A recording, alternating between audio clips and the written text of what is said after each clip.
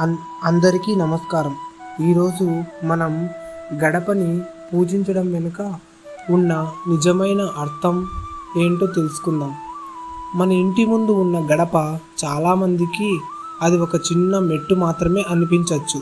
కానీ మన భారతీయ సంప్రదాయంలో గడపకు ఎంతో గొప్ప స్థానం ఉంది.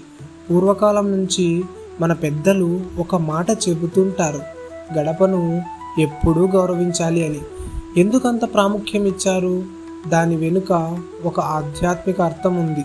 మన నమ్మకం ప్రకారం లక్ష్మీదేవి మన ఇంటికి గడప ద్వారానే ప్రవేశిస్తుంది.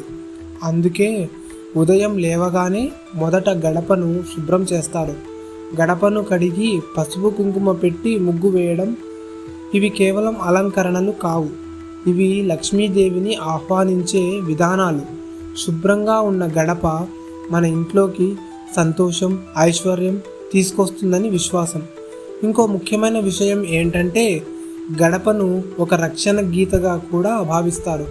బయట ఉన్న నెగిటివ్ ఎనర్జీ, చెడు ప్రభావాలు ఇంట్లోకి రాకుండా ఆపేది గడప అని పెద్దలు చెబుతారు.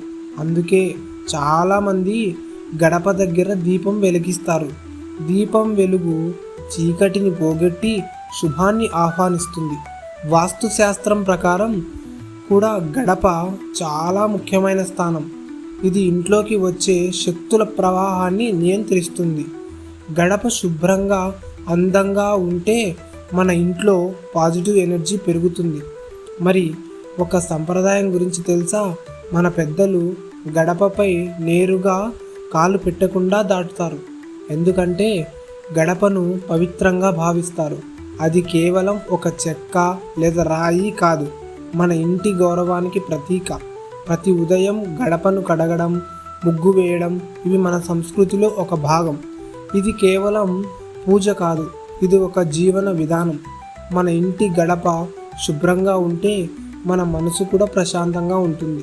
చివరిగా ఒక చిన్న విషయం గుర్తుంచుకోండి, గడపను గౌరవించడం అంటే మన ఇంటిని, మన సంప్రదాయాన్ని గౌరవించడం.